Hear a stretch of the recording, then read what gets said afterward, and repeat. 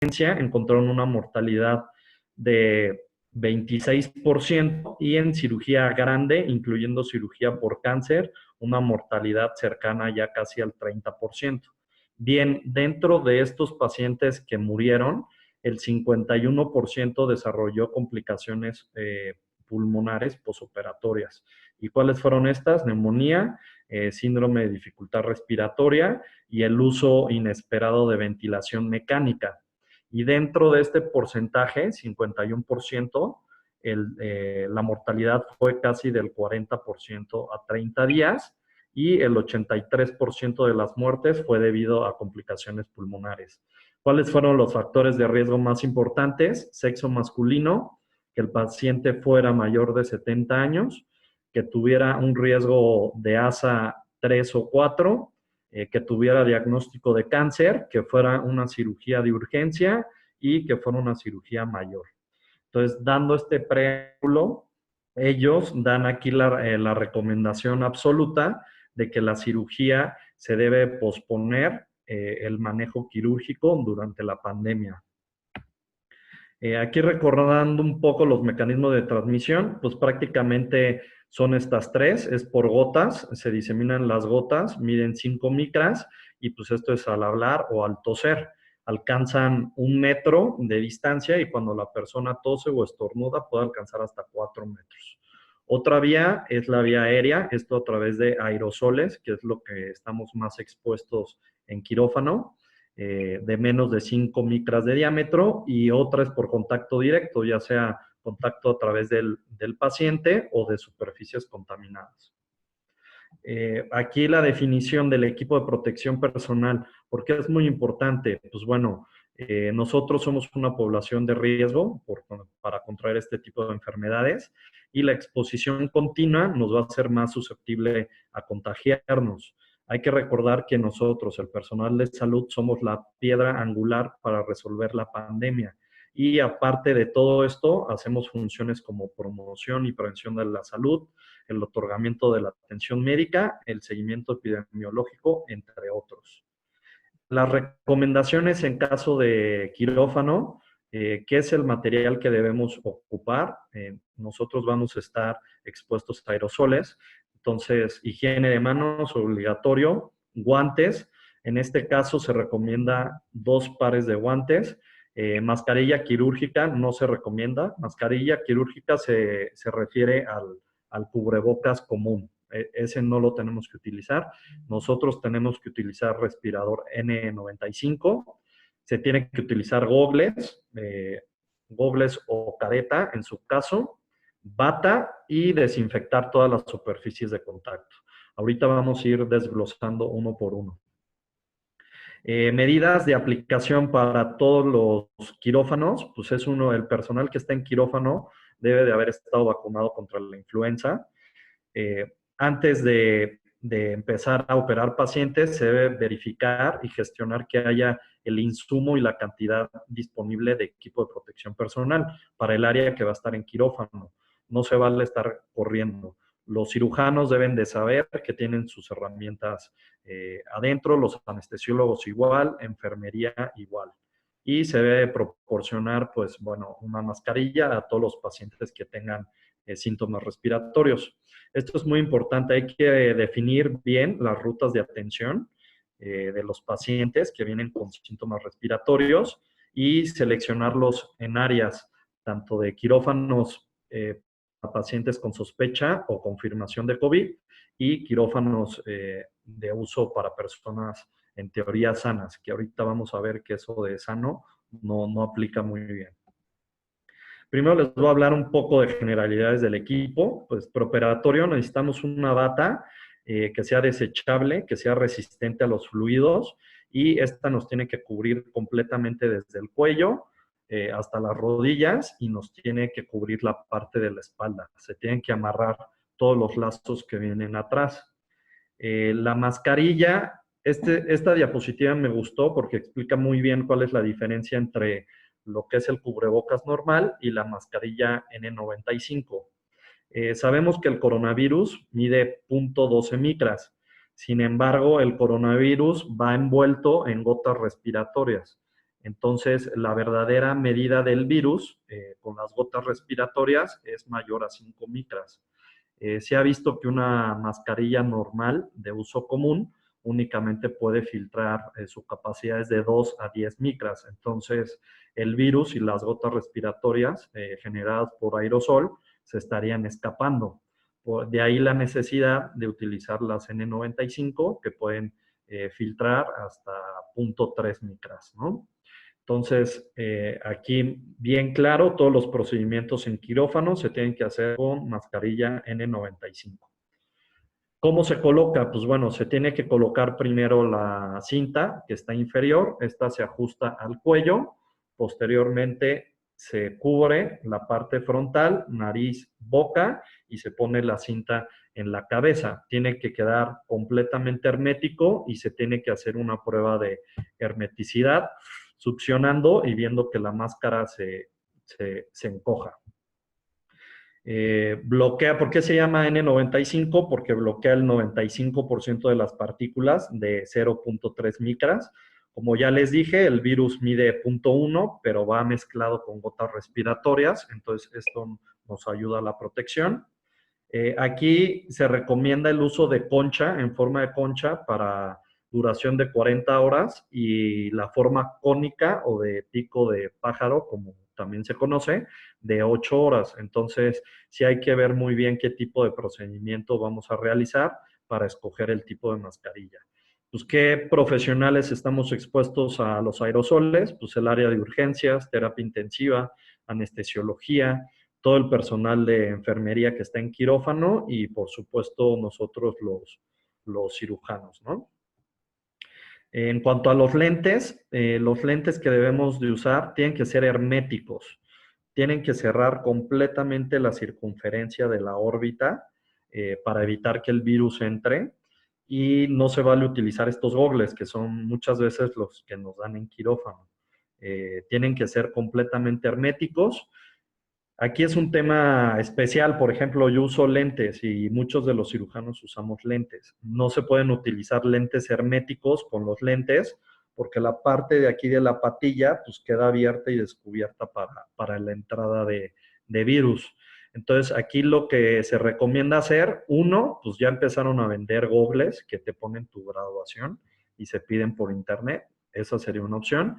Y la segunda opción sería utilizar tus lentes y encima una face shield o mascarilla completa, ¿no?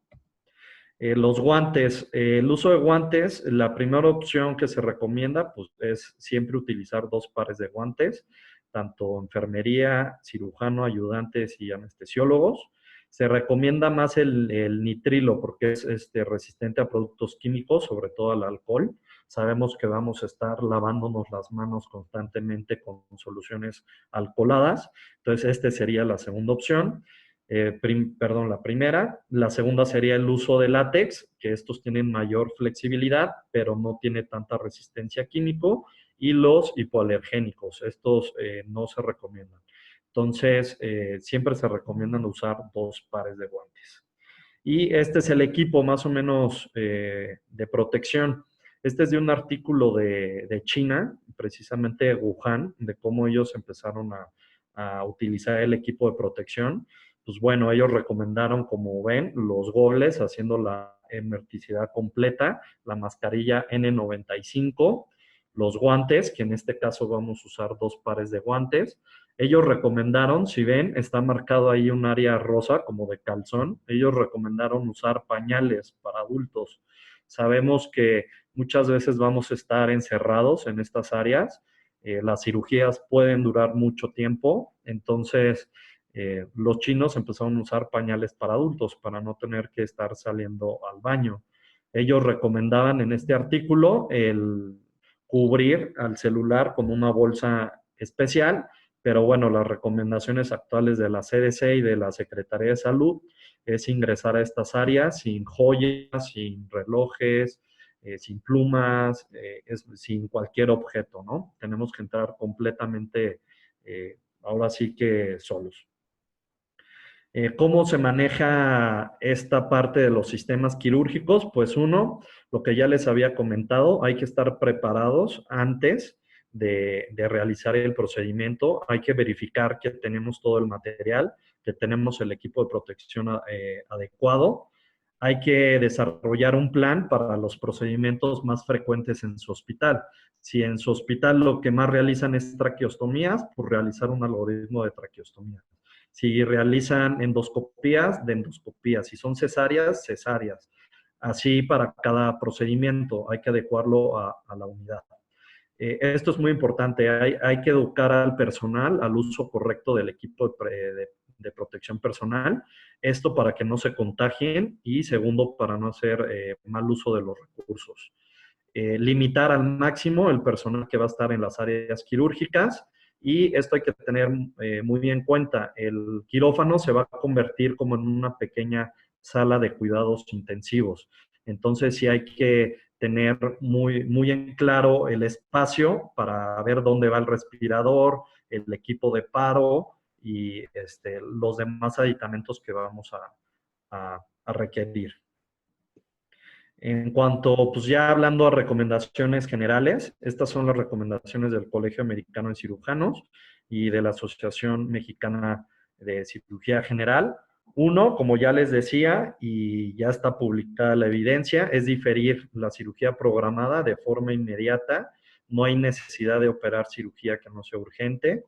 En caso de que la cirugía sea urgente o esencial, por ejemplo, en casos de cáncer, aunque dentro del área oncológica hay situaciones que se pueden abordar de forma diferente, pero pongamos un cáncer que necesite atención inmediata o una situación de urgencias como un paciente perforado o herida por arma de fuego, por ejemplo, se tiene que realizar una PCR para descartar la infección por COVID. Si no se tiene a la mano un PCR, se tiene que realizar una tomografía de tórax para ver la ausencia de lesiones a nivel de tórax. Y este protocolo ya prácticamente se está aplicando en todos los hospitales, sobre todo privados, y se deben de empezar a hacer en los hospitales públicos. Esto es muy importante, hay que asumir que todos los pacientes están infectados, o sea, hay ya publicaciones que hasta el 45% de los pacientes pueden estar asintomáticos. Entonces, nosotros como personal de quirófano tenemos que pensar que todo paciente es COVID hasta que demuestre como una prueba que no lo es. Entonces, estos cuidados es para cualquier tipo de cirugía. El uso de equipo completo, que ya les había comentado, y evitar en medida de lo posible la cirugía mínimamente invasiva. Este tema lo vamos a abordar más adelante. ¿Qué pasa con los síntomas abdominales? Como bien decía el doctor Pavel, ahorita los pacientes con COVID no nada más se presentan con síntomas respiratorios. Se ha visto que hasta el 18% presenta síntomas gastrointestinales, diarrea, náusea, vómito y dolor abdominal. Y esto es debido a una disminución en la oxigenación a nivel intestinal. Entonces, al disminuir la concentración de oxígeno, se crean todos estos síntomas intestinales, inclusive pancreatitis. Se dice que el 10% de los pacientes pueden presentar estos síntomas y cómo diferenciar COVID o no COVID, pues bueno, sabemos como cirujanos que la sepsis de origen abdominal se va a presentar con leucocitosis y neutrofilia. Los pacientes con COVID el 80% va a tener linfopenia, entonces es un dato que nos puede orientar. Y el otro sería la toma de la procalcitonina. En los pacientes con COVID nada más va a estar elevada en el 5%. Entonces, esto nos da una idea en general. Bien, ahora ya tenemos a nuestro paciente quirúrgico. ¿Cómo se coloca el equipo de protección? Pues bueno, primero, como les comentaba, retirar todos los aditamentos personales que no son necesarios, celulares, joyas, reloj, bolígrafos, etcétera. Hacer un lavado de manos, ya sea con agua y jabón, por 10 a 20 segundos o con solución alcoholada. Posteriormente nos vamos a colocar la bata, que esta tiene que ser de las características que ya les mencioné. Posteriormente el respirador, el N95. El punto número 5, la protección ocular, ya sea gogles herméticos. Los que no lo toleren, se puede sustituir por una careta. Posteriormente nos ponemos el gorro para cubrir el área del pelo y nos colocamos el segundo par de guantes. Ya entrando a consideraciones ya durante la cirugía. Primero, es muy importante el consentimiento informado. Aparte de nosotros como cirujanos hablar de las complicaciones propias del procedimiento o del anestesiólogo propias de la anestesia, se tiene que informar muy claro la posibilidad de infección por COVID. El quirófano se considera ahorita en la pandemia, bueno, siempre y ahorita en la pandemia, un área contaminada. Entonces, el paciente tiene que estar informado de que está expuesto a un riesgo de COVID. Esto es importante y tiene que estar en el consentimiento informado. Consideraciones. Pues bueno, como ya les había dicho, estas consideraciones deben de ser durante toda la pandemia, permanecer la menor cantidad posible de personas durante la sala, todos tienen que usar su equipo de protección personal completo. La intubación y la extubación del paciente debe ser dentro del área de quirófano, no puede ser en otra área del hospital. La sala se tiene que utilizar de preferencia con presión negativa y o presión neutra. Sabemos que no todos los quirófanos cuentan con esta tecnología, pero es lo ideal. Y para limpiar el material quirúrgico se tiene que hacer de forma separada. El material para pacientes con sospecha o confirmación de COVID y para pacientes que no. Y como les digo, siempre los quirófanos considerarlos un área de contaminación. Ya en quirófanos se tiene que dividir salas para pacientes con sospecha o COVID y salas que no. Una vez que el personal entra a una sala, no puede haber intercambio de personas. Esto es muy importante. Antes es muy acostumbrado a que entren y salgan personas de la sala. Esto es completamente contraindicado ahorita en la pandemia. Los que entran no pueden salir hasta una vez que finalice el procedimiento quirúrgico. Hay que evitar en la medida de lo posible el uso de sistemas de electrocirugía. Me refiero a monopolar, bipolar, bipolar avanzado, bisturí armónico que utilizamos para disección o hemostasia. ¿Esto por qué? Porque genera aerosoles. Si es indispensable utilizarlo, se tiene que utilizar con un sistema de aspiración. Generalmente utilizamos la cánula de Young Tower aspirando el humo que va saliendo durante la hemostasia o el corte de los diferentes tejidos. El quirófano tiene que tener un sistema de ultrafiltración. Aquí me metí a investigar un poco y hay dos tipos de sistemas de filtración. Hay uno que se llama de filtración de alta eficacia, filtra el 99.9% de bacterias y virus y ese es el que la mayoría de los quirófanos tiene. La recomendación es que el aire se esté filtrando cada 15 minutos. Hay otros sistemas que se llaman de ultrafiltrado y estos filtran el 99.99% de las partículas de quirófano. Entonces es muy importante averiguar qué tipo de sistema de filtración tienen los quirófanos. Y este dato me pareció muy importante anotarlo. A los 5 minutos de activar nosotros, ya sea el bisturí armónico, cualquier equipo de hemostasia, la concentración de partículas de humo se eleva de 60,000 a 1,000,000 de partículas por pie cúbico. Entonces, obviamente estamos generando aerosoles y estos aerosoles pueden contener el virus. De aquí la importancia de evitar el uso o hacerlo con un sistema de succión. En cuanto a la cirugía de mínima invasión, pues bueno, la producción de aerosoles va a ser mayor porque se utiliza algo que se conoce como neumoperitoneo, que es introducir dióxido de carbono a la cavidad abdominal y esto hace que las partículas se formen aerosoles. Sin embargo, el control es mayor porque estamos en una cavidad cerrada y se puede aspirar de mejor manera. Hay que evaluar muy bien la relación costo-beneficio para ofrecer este tipo de procedimientos. Sabemos que este tipo de procedimientos acortan estancia hospitalaria, reducen sangrado, reducen complicaciones respiratorias. Entonces, cada cirujano deberá considerar los pros y los contras. Pero la recomendación es evitar en la medida que se pueda los usos de cirugía de mínima invasión. La evidencia que hay, pues no es clara. Lo que está publicado sobre virus y cirugía de mínima invasión está basado en estudios de hepatitis B y de papiloma, del virus del papiloma. Entonces, de ahí la precaución que tenemos que tener nosotros como cirujanos. Sin embargo, si usamos la cirugía de mínima invasión, estas son algunas de las recomendaciones. Hay que utilizar el neumoperitoneo al mínimo indispensable. Se recomienda de 8 a 10 milímetros de mercurio. Hay que sellar todas las válvulas de los puertos para que no haya fugas de aire. Utilizar el equipo de electrocirugía lo menos posible o no utilizarlo.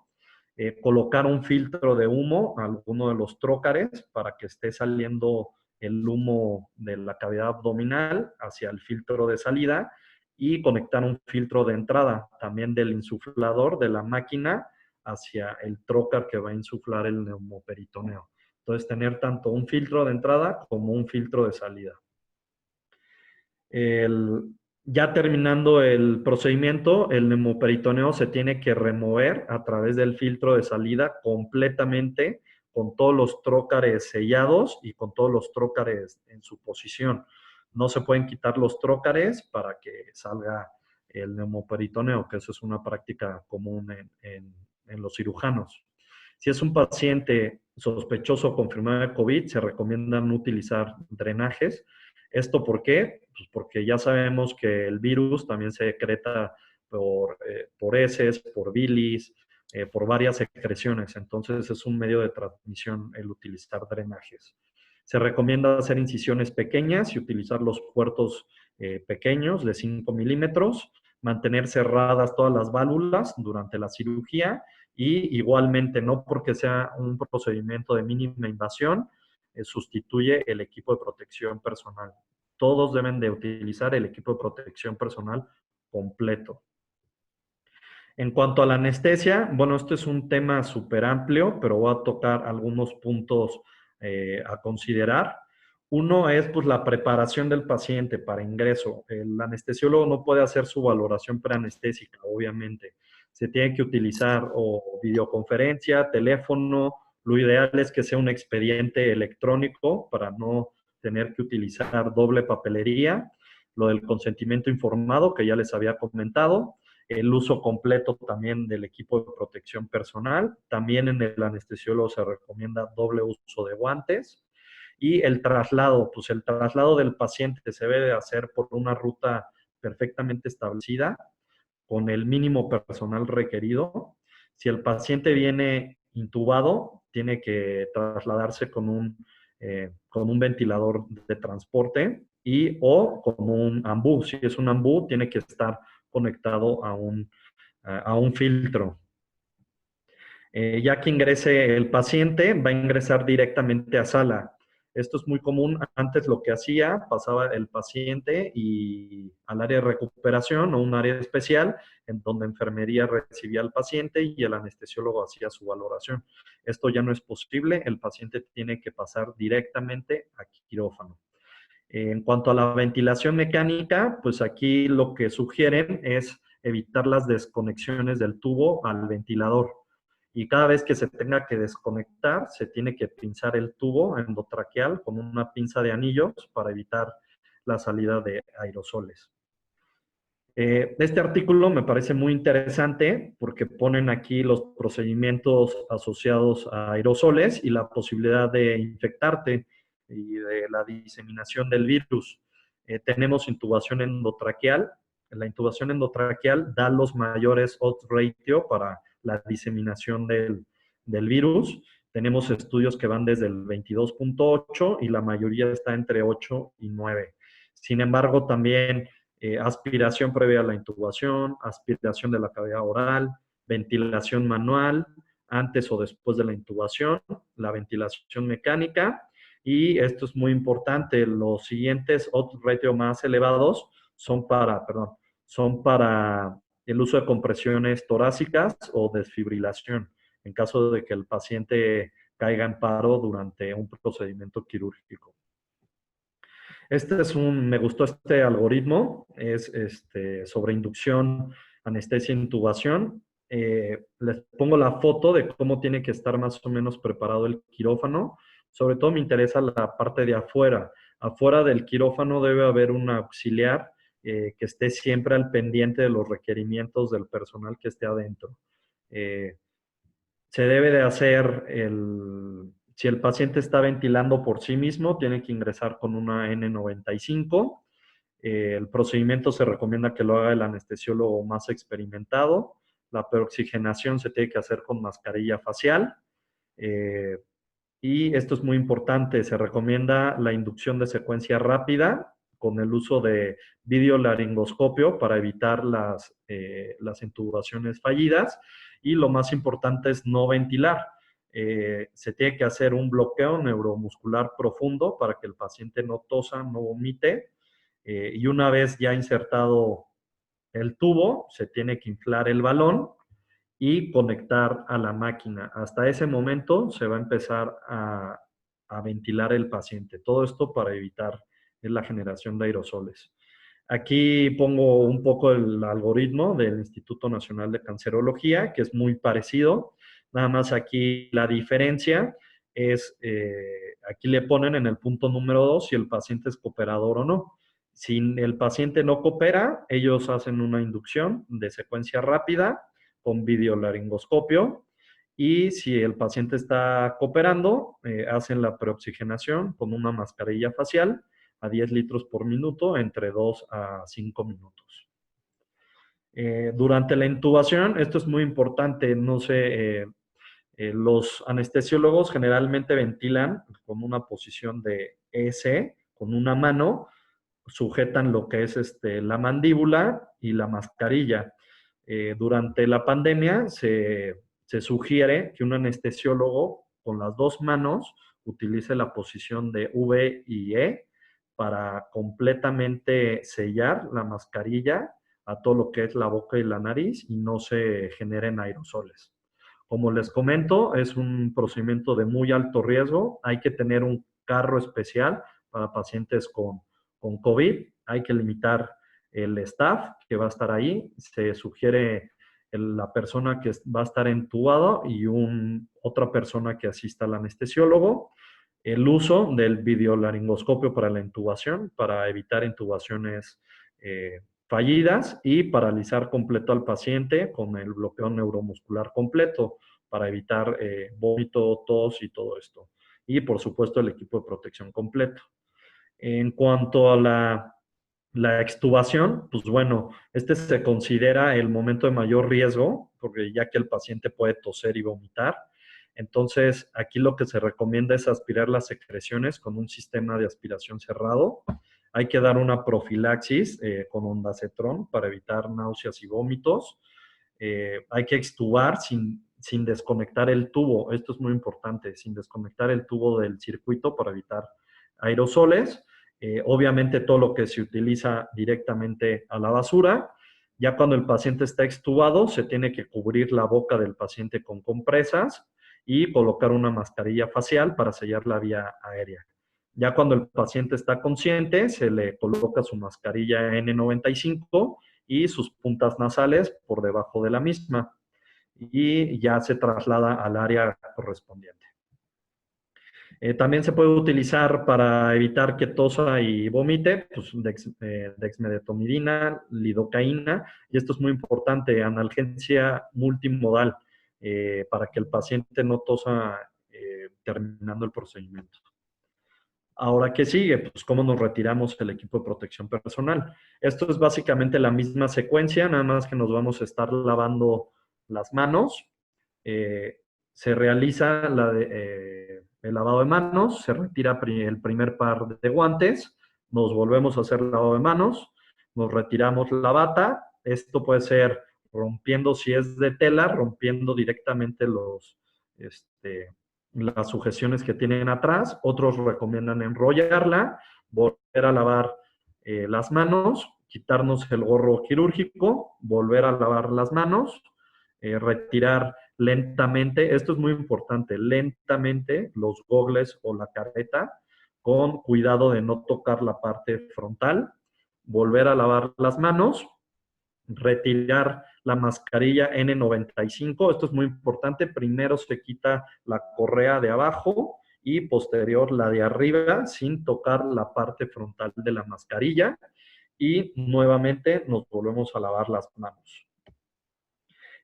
Consideraciones en recuperación del paciente después de la cirugía. Pues bueno, como ya les comentaba, hay que optimizar la analgesia, la sedación y los medicamentos antieméticos, esto para que el paciente no tosa y vomite y evitar aerosoles.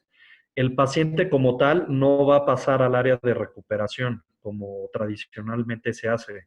El paciente se tiene que recuperar en la sala completamente y una vez que ya se tiene asegurado el traslado, el paciente pasará a terapia intensiva o al área COVID donde está asignado el paciente. Pero la recuperación completa se tiene que hacer en quirófano. En caso de, bueno, limpieza y desinfección de todo el equipo, eso es evidente, lámparas, mesa, techo, todo, absolutamente todo. Inclusive recomiendan poner a la máquina de anestesia, cubrirla con un plástico, quitar ese plástico, tirarlo y volver a limpiar también la máquina de anestesia. Hay que desechar, en caso de anestesia general, la línea de capnógrafo y el circuito. Y bueno, también se recomienda ya una vez que salga el personal de quirófano, el baño, entrar a regadera, bañarse y el cambio de ropa. Algunas referencias que yo vi, aquí se las pongo para que las consulten. Les pongo en rojo la primera, porque se me hizo la más completa, es del Colegio Americano de Cirujanos, y me gustó mucho cómo manejan aquí la información, porque la dividen por especialidades. Entonces, yo sé que no todos son cirujanos generales, no todos son cirujanos oncólogos, hay ginecólogos, hay oftalmólogos, otorrinos, etcétera, angiólogos, y para todos ellos viene una serie de recomendaciones para procedimientos específicos de cada especialidad. Entonces les recomiendo que visiten esta referencia, es bastante buena. Y pues bueno, agradecer nuevamente la invitación. Espero que les haya gustado mi presentación y estoy abierto a cualquier pregunta. Ok. En caso de que existiera alguna pregunta por los usuarios que están en YouTube, pueden escribirla directamente en el chat para darle lectura o algún comentario. Muy buena revisión. Era un tema obligado, el cual quedaba pendiente de revisar. Si bien se vienen muchos cambios, hay muchos temas pendientes por la desreconversión, como le están llamando. Muchísimos hospitales en México se vieron sometidos a este cambio de reconvertir áreas, transformar quirófanos en zonas de terapia, en hacer movimientos, utilizar máquinas de anestesia como ventiladores. Ahora viene este proceso de desreconversión y a su vez pues hubo procedimientos, las urgencias no se pudieron detener. Entonces es un tema esencial, el cuidado durante los procedimientos quirúrgicos, y me parece que fue una excelente revisión. Ahí me faltó comentarles, esto es muy importante. Los pacientes, bueno, el personal que entre a quirófano, antes de colocarse el equipo de protección personal y pues ya entrar como tal a la cirugía, tiene que hidratarse muy bien, porque traer el equipo de protección personal, operar con el equipo de protección personal no es nada fácil. Se te empañan los gogles, se te empaña la careta te llega hasta el tórax, entonces muchas veces te contaminas con los brazos por tocar la careta. Entonces, sí, los cirujanos también tenemos que adaptarnos a todo eso. Y una recomendación que no vienen en las guías, pero sí es entrar bastante hidratados, porque después de un procedimiento largo con todo el equipo de protección personal, sales completamente deshidratado. Entonces, se me pasó comentarles ese aspecto. Ok, a ver, hay una pregunta. Preguntan si se realizó alguna modificación o utilizan un consentimiento informado diferente a lo de las cirugías convencionales o pre-COVID. No, es el mismo formato, nada más en donde vienen los riesgos, especificar que puede estar expuesto al virus del SARS-CoV-2 y que se puede contagiar. Pero como tal, un nuevo formato no, se puede utilizar en el mismo de la institución. Ok. Y comentan si has entrado a cirugía con Field Shield o con lentes y qué se te hace más cómodo. Yo como utilizo lentes, me acostumbré ya a operar con lentes y con careta.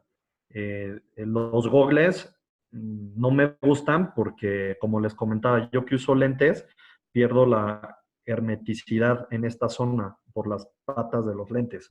Entonces, como les decía, una opción es o usen gogles que ya te los pueden graduar, lentes de contacto para que puedas utilizar los gogles encima, pero bueno, yo me adapté con los lentes y la careta. Ok, muy bien. Pues queda grabada la sesión en caso de que hubiese alguna pregunta o que tuvieran acceso a esta sesión, pueden escribir las preguntas y trataremos de hacerlas llegar al doctor Javier para que nos dé respuesta. Pues por parte de la Comisión Coordinadora de Institutos Nacionales de Salud y Hospitales de Alta Especialidad, damos las gracias, Javier, por participar con nosotros, por compartir tu experiencia y pues queda la puerta abierta más adelante. Esta es la primera sesión quirúrgica con la cual inauguramos estos temas, pero seguramente conforme progresen los meses y con estos temas de desreconversión, habrá más temas en los cuales la cirugía tendrá que mostrar evidencia que se vaya publicando. Sí, muchas gracias, repito, por la invitación y felicidades por la iniciativa. Me parece una muy buena iniciativa. Eh, Como comentábamos, ahorita es el COVID, pero bueno, más adelante se podrán abordar muchísimos temas y me parece una excelente plataforma. Muchas gracias y saludos a todo el auditorio. Saludos, saludos. Muy buenas noches a todos y hasta luego. Gracias.